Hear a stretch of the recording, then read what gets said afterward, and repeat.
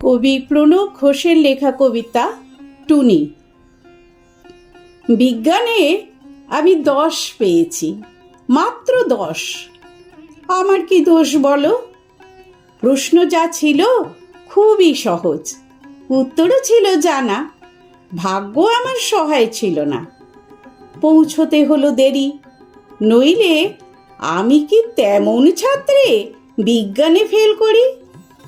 সকাল থেকেই নানা অঘটন, জলখাবারে আস্ত ডিম। রান্নার মাসির নিয়ম জানে না, ডিম খেতে নেই, কেননা গোল। ওমলেট দিলে দোষ কেটে যেত, লেটার মার্কস পেতাম ঠিক। ভাগ্য আমার সহায় ছিল না, যেতে দেরি হলো অত্যধিক। ঘর ছেড়ে যেই বেরোতে যাব, দাদু হেঁচে দিল, হ্যাঁচ। ঠাকুরমা তাই রেগে মেগে কাঁই। মাকে বললেন, বৌমা, হাঁচি পড়ল, বেরোয় না যেন।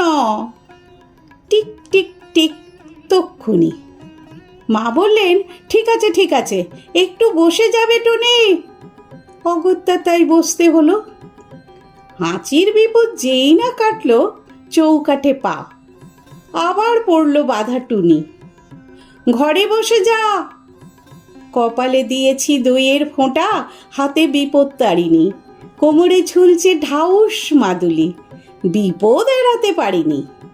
অতি সাবধানে ঘরের বাইরে যেই না গিয়েছি, কুটিবোন চেঁচিয়ে উঠল, দিদি দেখ দেখ, পাঁচিলে একটা পাখি, কি সুন্দর, হলদেটে ঠোঁট, লালচে চোখ আর বাদামি পিঠ। তাকিয়ে দেখি পাঁচিলে বসেছে, হায় হায় হায়, ওটা এক শালিক। রিকশা কাকু দিচ্ছে তারা, কিন্তু যাবার জো নেই। বাড়ির সবাই শালিক খুঁজছে।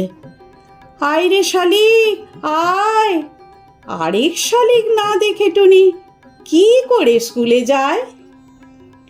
শালিক জুটল অবশেষে, রিকশা ছুটল খুব জোরে। আর দেরি নেই পৌঁছতে স্কুলে।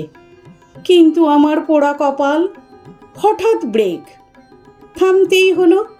পথ কেটে গেছে কালো বেড়াল। দেরির পরে আরও দেরি।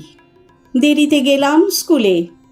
সামনেই দেখি কি সর্বনাশ, বিজ্ঞান দিদিমণি। খুলে বললাম, রাগে গজগজ। বসতে দিলেন ঘরে। বিজ্ঞানের ছাত্রী হয়েও ছি ছি, ডুবেছ কুসংস্কারে। মুক্তমনা দিদিমণি অনেক বকাঝকার পর প্রশ্নপত্র এগিয়ে দিলেন, খাতা দিলেন। হঠাৎ চেয়ে দেখি পলা নীলা শঙ্খে ভরা দিদিমণির হাতের আঙুলগুলো। বিজ্ঞানে আমি 10 পেয়েছি, মাত্র 10। আমার কি দোষ বলো?